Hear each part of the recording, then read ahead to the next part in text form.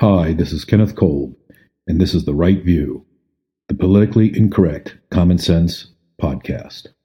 The podcast for fair and balanced discussions of topics outside the comfort zone, looking at issues from different points of view, intentionally provocative to elicit thoughtful debate, looking at social impact of virtual signaling and political correctness.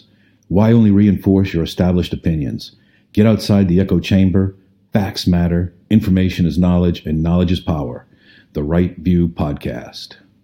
And today I'll be talking about how the First Amendment, specifically a free and independent press, is being replaced and undermined by a politically biased mainstream media pushing a fake news narrative. When I was a child growing up in a very strongly opinionated family, dinner nearly always corresponded with the national nightly news. And I was always bemused and slightly confused as to why these great news broadcasters always seemed to make a positive case for a news topic and then immediately make the opposite case before closing. It appeared to me that they did not know where they stood on any given issue. It was only later in life that I would understand the meaning of an unbiased, independent press and would appreciate its incalculable value to a free republic. In a letter by Thomas Jefferson to G. K. Van Hogendorp in 1785, he writes, "The most effectual engines for pacifying a nation are the public newspapers. A despotic government always kept a kind of standing army of newswriters who, without any regard to truth, invent and put into the papers whatever might serve the minister. This suffices with the mass of the people who have no means of distinguishing the false from the true paragraphs of a newspaper." However, today, the news is nearly all bias, and regardless of your view on any topic, you can find a plethora of YouTube news in which you can live in a protective echo chamber bubble, never being exposed to opposing viewpoints. If we seek truthful and independent news, we are now forced to seek out conflicting opinions ourselves. This is not at all easy for a multitude of reasons. Firstly, it takes effort to seek out the opposing view.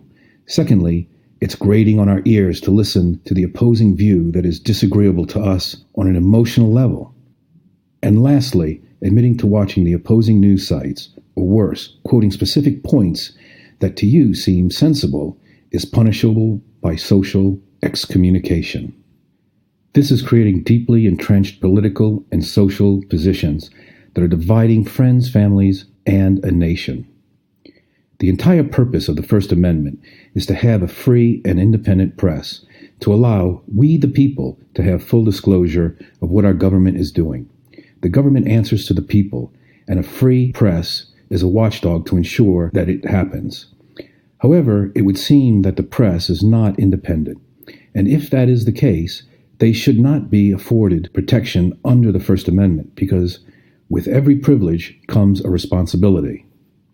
Today, in America, it seems everyone expects the privilege without the responsibility that comes with it. Given that this protection is so broad, special, and absolute, the penalty for its betrayal should be equally as harsh.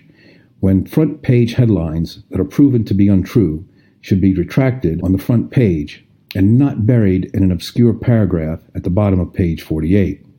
Editors-in-chief should be sanctioned and the protection of the First Amendment pierced. It may sound outrageous, but along with the protection that the First Amendment offers to the press should come their fiduciary duty to be independent and nonpartisan in the news, clearly delineating the news from the opinion pieces.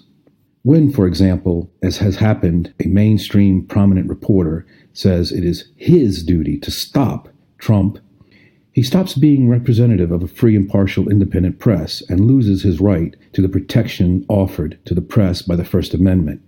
He then becomes a partisan hack, a member of the public, free to say what he wants, but not as part of the press, using its credibility pulpit, power, and truth to put forth his own personal or government partisan agenda.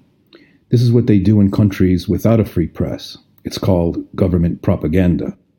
However, what is most concerning is the lack of outrage from fellow reporters. What is happening is tantamount to malpractice. In any other profession that is self-regulated, albeit doctors or lawyers, there is a disciplinary board. Who does this for the press? The Bar Council can disbar a lawyer, but who has the authority to discipline a reporter? only the free press itself, and we must aggressively chastise and shame and call for their dismissal from the profession. If not, we are all enabling the demise of the First Amendment.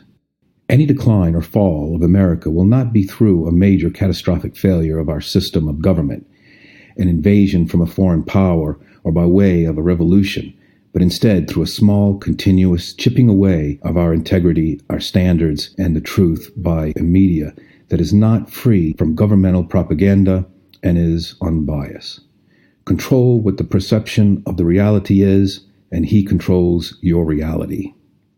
As George Orwell wrote, power is in tearing human minds to pieces and putting them together again in new shapes of your own choosing. Reality exists in the human mind and nowhere else. In the most advanced information age ever since our human history, we are faced with information overload, so great that the only way to digest it is to be selective and discerning. The whole conundrum is further exacerbated by a concentration of control of new and historical information being shaped by media tech mega monopolies like Google and Facebook. All of our information is sorted, vetted, ranked, and banned by so-called unbiased algorithms, mysterious mathematical formulas that present us with a choice from which to choose. The political impact of search engines is staggering and still cloaked in mystery. A prominent liberal San Diego-based psychiatrist, Robert Epstein, believes Google is subtly pushing masses of voters to the left. He believes bias built into Google's processes could have cost Republicans 3 California congressional seats in the last election.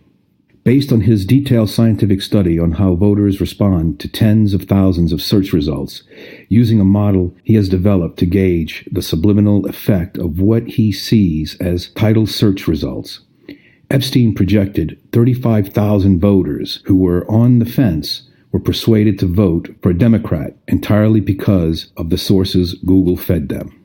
Google has said publicly that it is making judgments based on what they consider to be quality and what is good and bad. The main problem is that we do not know about the ways that the company's algorithms manipulate what users see. Google designs their algorithms for a host of reasons, and users just accept the top links as the most trustworthy and authoritative information on a topic. We use these search engines as if they are arbiters of truth, and they are not. They are global advertising platforms, neutral and non-biased.